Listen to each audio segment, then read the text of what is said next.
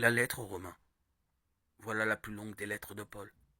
Elle a la particularité de s'adresser à une communauté, celle de Rome, que Paul n'a encore jamais rencontrée, même s'il en connaît quelques membres.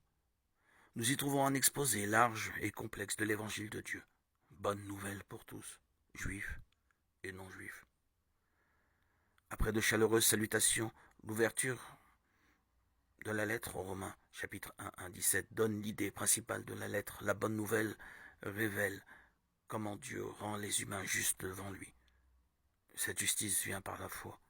La suite se déploie en trois grands développements et une exhortation. Le premier développement affirme que l'humanité tout entière est enfermée dans le péché, 1, 18, 4, 25. Elle est aussi tout entière appelée à répondre par la foi au don de Dieu qui la rend juste.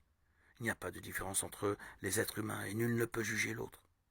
La justice a été révélée par la fidélité de Jésus-Christ crucifié. Le deuxième développement est consacré à la vie qui triomphe de la mort. Chapitre 5, 8. Animée par l'espérance soutenue par la force de l'esprit, la vie chrétienne se déroule entre le don reçu et un combat à mener contre le péché et la mort. Les forces du mal sont vaincues par le Christ, mais encore actives.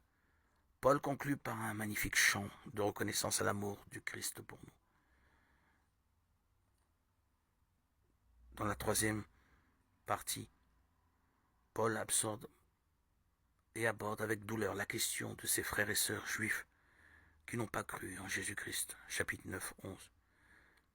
Il affirme avec force que Dieu ne peut pas revenir sur les promesses qu'il leur a faites. Le peuple juif reste le peuple choisi et aimé. D'ailleurs, son refus a permis la foi des non-juifs. Devant les chemins incompréhensibles de Dieu, Paul s'incline. Vient alors une longue exhortation qui invite à une obéissance joyeuse à Dieu. 12, 1, 15, 13. Dans l'union avec le Christ, la vie chrétienne transforme chacun. Elle culmine dans l'amour du prochain et dans ce cri. Accueillez-vous les uns les autres comme le Christ vous a accueillis. Chapitre 15, 7. Elle est un témoignage devant tous, y compris